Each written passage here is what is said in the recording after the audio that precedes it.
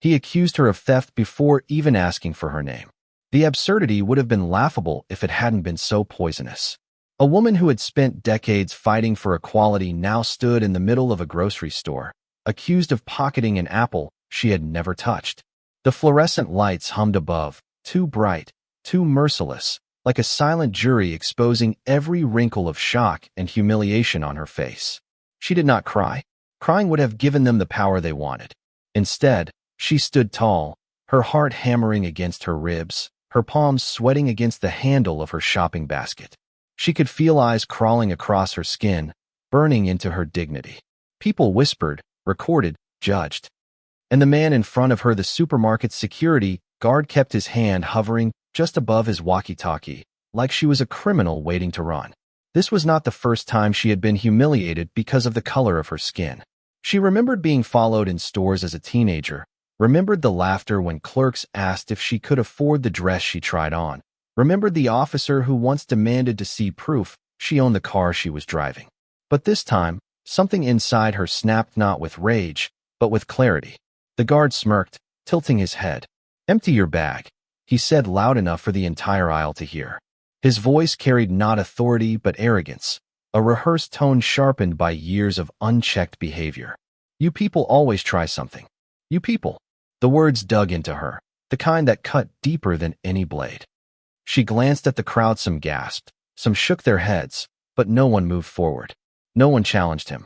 Silence weighed heavier than the insult itself. She took a deep breath, her voice calm but laced with steel. "Are you sure you want to do this?" The guard scoffed. "Lady, I'm doing my job. If you don't want trouble, cooperate." Her basket trembled in her grip, not because she was afraid, but because she was balancing fury with restraint. She wanted to scream. She wanted to tell him what she had sacrificed, the nights without sleep, the bruises from marching in protests, the letters of hate that filled her mailbox. But more than that, she wanted him and everyone watching to understand that dignity is not theirs to take away. Her life had been built on these moments, on walls erected by prejudice and the long, exhausting fight to climb over them. She had faced senators with venom in their words, had been spat on by strangers, had been told to go back where you came from more times than she could count. Yet here she was again, stripped of her humanity over groceries. And she had had enough. "Look at me," she said, her voice cutting through the air like glass. The guard hesitated. Maybe it was the calmness in her tone, or the fire simmering in her eyes. But he looked, and in that single locked stare, he realized she was not afraid of him. She set the basket down. The sound echoed across the aisle, louder than it should have been, like a gavel hitting wood. Slowly, deliberately, she reached into her purse and pulled out a small leather case. For a moment, the crowd thought she was giving in, producing her ID like a guilty woman desperate to prove innocence. But when she flipped it open, the air shifted. The seal of the state senate glimmered under the harsh supermarket lights. Her name, bold and undeniable, declared her role not just as a citizen, but as one of the most powerful voices in the state. Gasps rippled through the crowd. Someone dropped their phone. The guard's smirk collapsed, leaving only the pale outline of shock. She didn't raise her voice. She didn't need to. "My name is Senator Evelyn Ross," she said evenly, "and I will not be humiliated in a place where I came to buy bread." The silence that followed was deafening. For the first time, the guard stepped back. His lips parted, fumbling for words, but nothing came. He had been so certain, so arrogant, so quick to condemn her on the basis of her skin, and now the ground beneath him crumbled. The bystanders shifted uneasily, caught between shame and relief. Some murmured apologies under their breath, though they had stood still when it mattered. Others began to applaud softly, a ripple of sound that grew, not for her revelation, but for the courage she embodied when she chose dignity over rage. Senator Ross straightened her shoulders. She looked at the guard, at the crowd, at the phone still recording. "This," she said, her words heavy with meaning, "is why we still fight."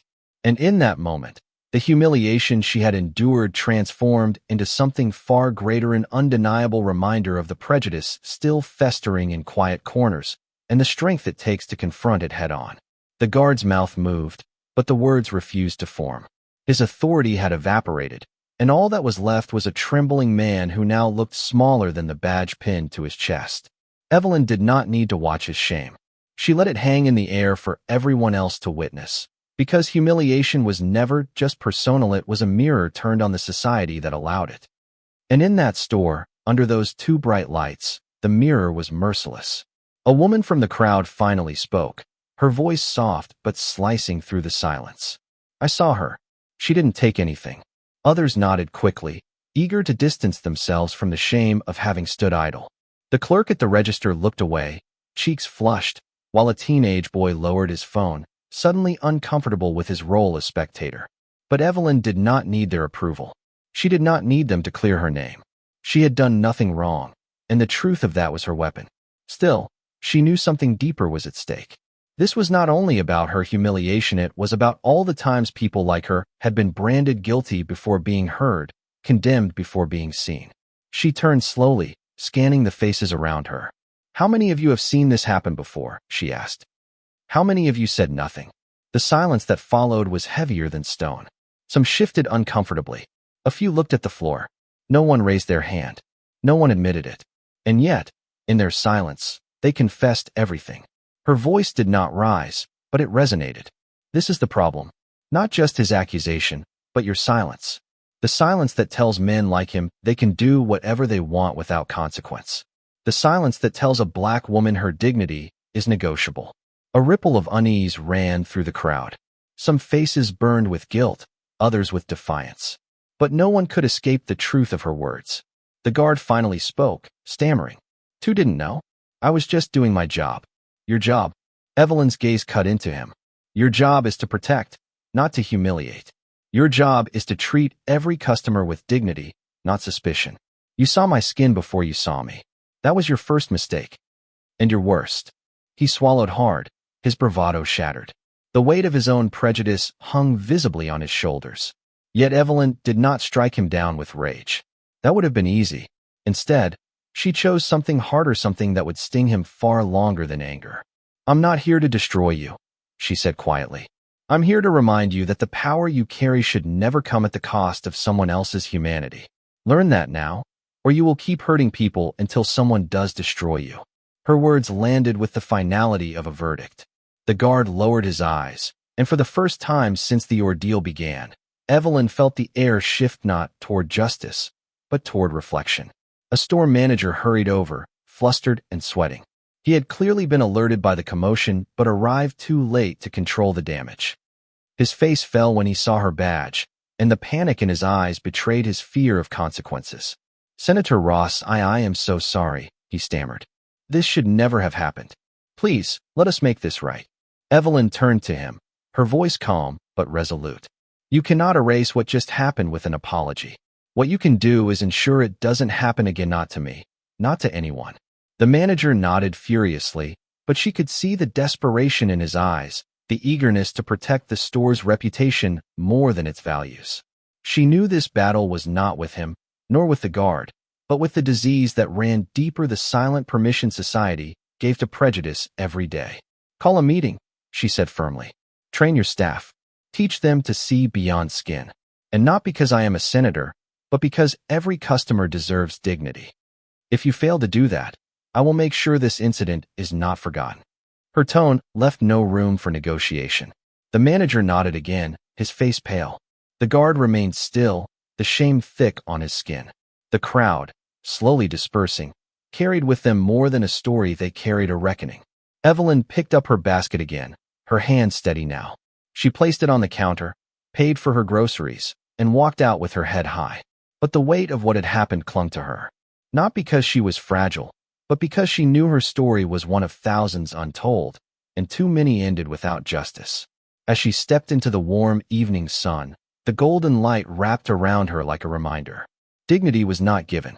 It was claimed, over and over, against every force that tried to strip it away. And though she had won this moment, the war was far from over. Her driver, waiting by the car, saw her face and frowned. "Senator, are you all right?" She opened the door, sliding into the seat with grace. "No," she said simply, "but I will be." The drive back to her office was quiet, the city outside buzzing with the rhythm of ordinary life. Yet Evelyn's thoughts were anything but ordinary. She replayed the scene in her mind, the guard's smirk, the crowd's silence, the sudden gasp when her title was revealed. And beneath it all, the nagging question, would they have cared if she had not been a senator? The answer cut like glass. She knew it. They knew it. Without her title, she would have left that store humiliated, dismissed as just another black woman accused of theft. Her dignity would have been trampled, and no one would have stood up for her. The thought burned her. It was not her power that protected her, it was her position. And what of those who had no badge to pull from their purse? What of those who walked out of similar situations with scars instead of justice? By the time she reached her office, Evelyn knew this was not just an incident. It was a call. She gathered her staff, their faces tense as she relayed the story. Shock registered first, then anger, then a determination that mirrored her own. This is not just about me, she told them. This is about every person who walks into a store and becomes a suspect before they become a customer. This is about a system that allows humiliation to masquerade as security. And it has to stop. Her chief aide leaned forward. Senator, what do you want to do? Evelyn's eyes hardened with resolve. We're going to introduce legislation. Mandatory bias training for all security personnel across the state. Penalties for businesses that fail to implement it. And most importantly, protections for citizens subjected to racial profiling. There was a murmur of agreement, the room charged with energy. But Evelyn was not finished. And we're going to make this public. Not because I want attention, but because silence is what allows this disease to spread. People need to see the truth. They need to see what happened, and they need to know it could happen to them or their mother, or their brother, or their child. Her words galvanized the room. Staff members began scribbling notes, drafting statements, planning strategies. The fight had begun, and Evelyn was leading it with the same dignity she had carried in the store. Yet late that night, when the office emptied and the city quieted, Evelyn sat alone in her chair, staring at the city lights beyond her window. The golden glow of street lamps blurred through the glass, soft and haunting. She thought of her grandmother, who had picked cotton under a merciless sun. She thought of her mother, who had been denied service at a diner for the color of her skin. And she thought of herself, humiliated in a supermarket decades later, proof that progress was not as linear as people liked to believe. Her phone buzzed. A message from a constituent. Just 2 words, thank you. She closed her eyes, letting the weight of it settle. She was not fighting for herself. She was fighting for all of them. For the voices too tired to speak. For the dignity too often stolen. For the justice still too far away. And she knew this was only the beginning. The story broke within 24 hours. At first, it was a shaky video posted on social media by a teenager who had been in the checkout line. The clip captured everything: the guard's accusation, Evelyn's calm defiance, and the moment she revealed her Senate badge. The caption was short but piercing. This is what racism looks like in 2025. She's a state senator. Within hours, it spread like wildfire. Hashtags exploded across platforms. News anchors replayed the clip on loop, dissecting every second with the fervor of a scandal. Some commentators praised her dignity, others condemned the guard, and still others attempted to dismiss the event as a misunderstanding. But Evelyn knew what it was. There had been no misunderstanding. There had been judgment, and judgment had always been lethal when rooted in skin. By the next morning, her office was flooded with calls, emails, letters. Some were messages of solidarity. Mothers wrote about their sons being frisked without cause, fathers about their daughters being followed in department stores. Others were venomous, filled with the kind of hatred Evelyn knew too well. Stay in your place. Stop playing the race card. You think you're special because of your title. She read them all, not because she enjoyed the pain they carried, but because each message was proof. Proof that the fight was not imagined. Proof that silence was no longer an option. Her colleagues in the Senate were divided. Some stood firmly by her side, outraged that one of their own had been treated this way. Others whispered in hallways, rolling their eyes, framing her ordeal as political theater. One senator, an old man whose career had thrived on dismissing voices like hers, even had the audacity to tell her, "Maybe you shouldn't have shopped there. You know how those places are." Evelyn's jaw clenched. She stared him down, refusing to let his words sink into her. "No," she replied, her voice steady. Maybe they shouldn't have treated me like a criminal for buying bread. The tension in the state capitol rose quickly. Cameras followed her everywhere. Journalists begged for sound bites. Protesters gathered outside the supermarket demanding justice. The guard, whose name was now public, was placed on leave. Some painted him as a villain, others as a scapegoat. Evelyn had no interest in his destruction. She had said her piece in the store. This was not about one man. It was about a system that birthed men like him with alarming predictability. When she finally stood before the press, the steps of the Capitol packed with cameras and microphones, Evelyn did not speak like a victim. She spoke like a soldier. "This is not about me," she began, her voice clear as the autumn wind cutting through the plaza. "Yes, I was humiliated. Yes, I was profiled. But I carry a shield most people do not, the title of senator. What about those without it? What about the young man dragged out of a store in handcuffs for something he didn't steal? What about the mother accused in front of her children? What about the countless names we will never hear because their stories don't make the news? This is about them. And this ends now." The crowd erupted. Some cheered, others wept, but all felt the electricity of her words. She announced her bill, the Fair Security Act. It demanded mandatory bias training for all security personnel, strict penalties for profiling, and oversight committees to review complaints of racial discrimination in retail spaces. But even as her supporters rallied, the opposition sharpened their knives. Conservative media painted her as a race baiter, claiming she exaggerated the incident for political gain. The supermarket chain launched a public relations campaign, portraying the guard as a hard-working young man caught in a misunderstanding. And behind closed doors, lobbyists began pressuring senators to kill her bill before it gained traction. Evelyn knew this battle would not be won in one speech.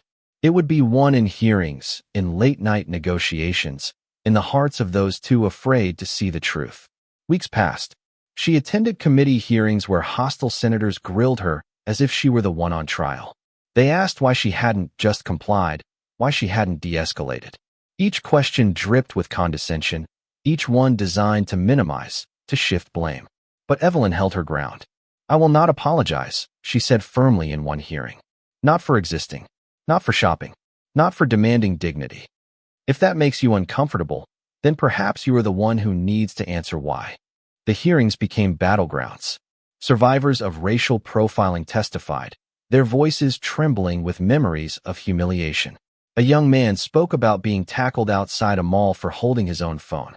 An elderly woman recounted how she was accused of shoplifting lotion she had already paid for. The pain in their voices filled the chamber, leaving even hardened senators uneasy. But there was resistance. Business owners warned of increased costs. Opponents argued that the bill would demonize hardworking security staff. The same tired excuses resurfaced, wrapped in the language of practicality but stinking of prejudice.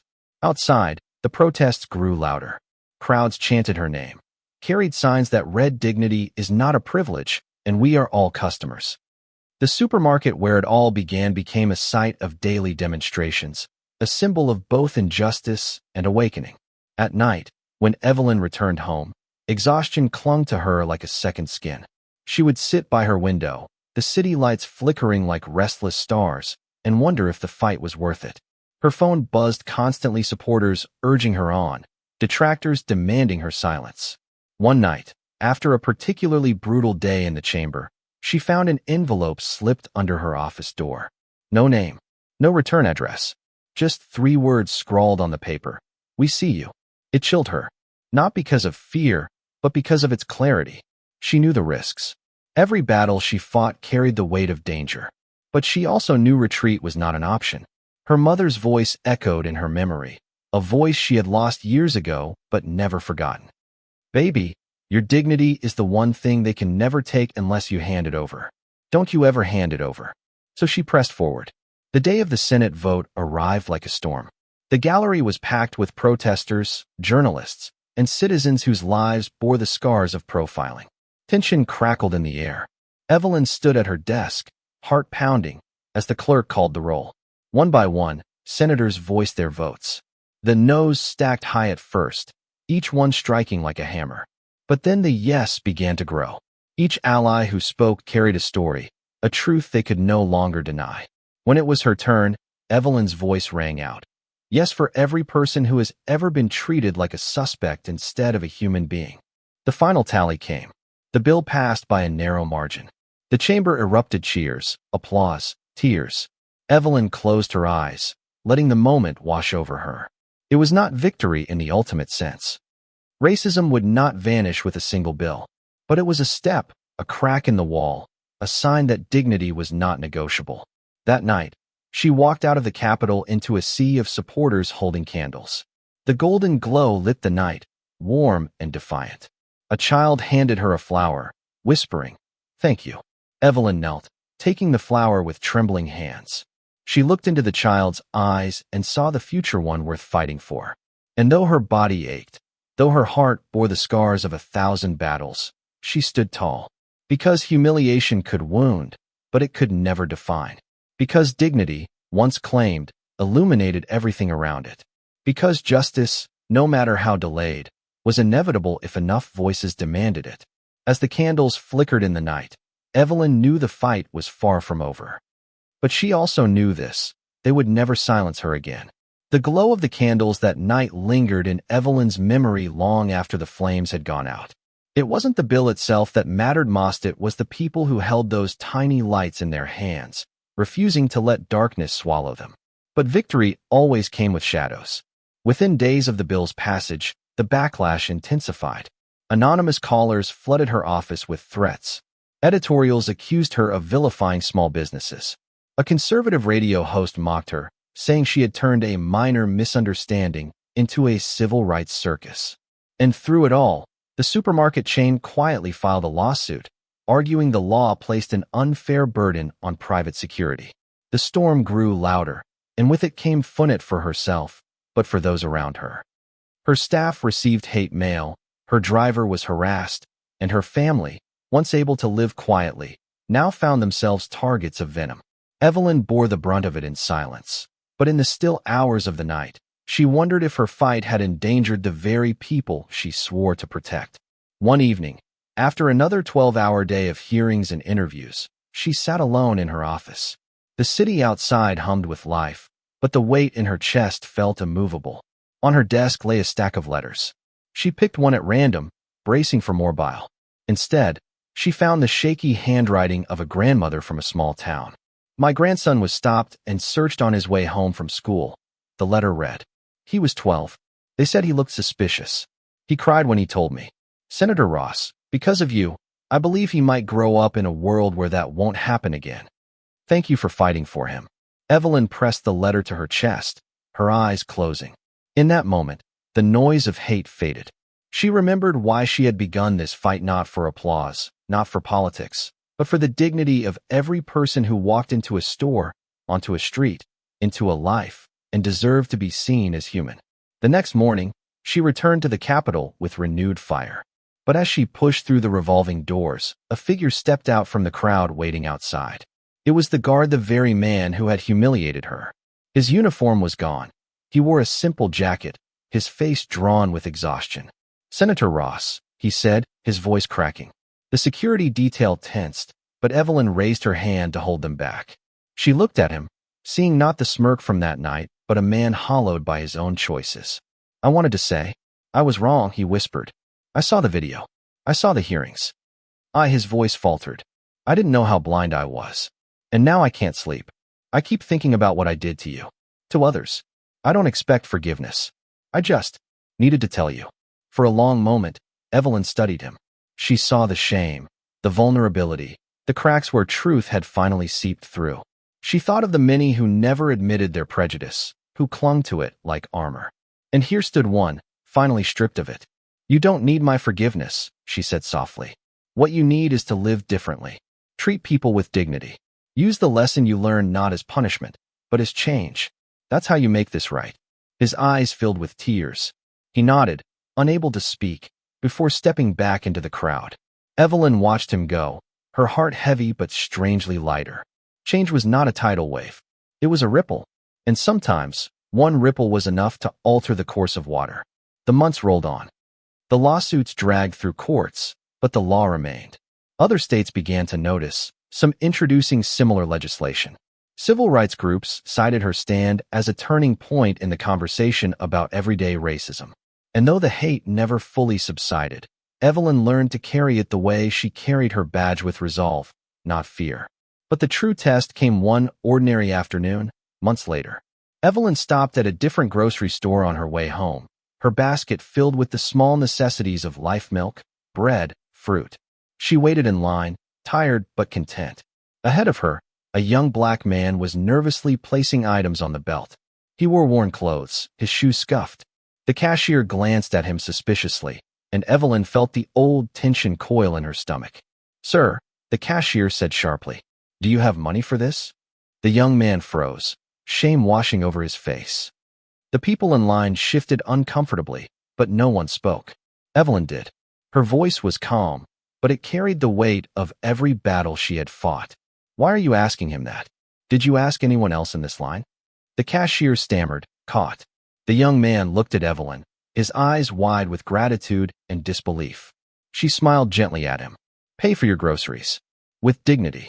The cashier rang him up without another word. The young man gathered his bag and whispered, "Thank you, ma'am." Evelyn nodded, her heart swelling. That was it. That was the reason she had endured the humiliation, the threats, the endless fights. Not for her own vindication, but for this moment where someone else could walk away with dignity intact. Later that night, as she placed her groceries on her kitchen counter, the golden evening sun streamed through her window. It cast everything in a warm light, soft and radiant, wrapping her in the very glow she had carried with her since that fateful day. Evelyn knew the fight was far from over. Prejudice would not vanish in a year or a decade. But she also knew the truth she had lived, the truth her mother had whispered, the truth her grandmother had survived to pass down. Dignity is not granted by others. It is claimed, and once claimed, it cannot be taken. The world would remember her story as the senator humiliated in a supermarket. But Evelyn Ross knew it was more than that. It was the story of a woman who turned humiliation into law, silence into voice, shame into strength. It was the story of a battle still raging, but one where victory was inevitable, because dignity, once demanded, could never be denied again. She closed her eyes, letting the golden light wash over her. The fight would continue tomorrow. Tonight, she allowed herself to breathe. And somewhere deep inside, she knew her mother was smiling. Thank you for listening. If you find it interesting, please like and subscribe to follow the next stories.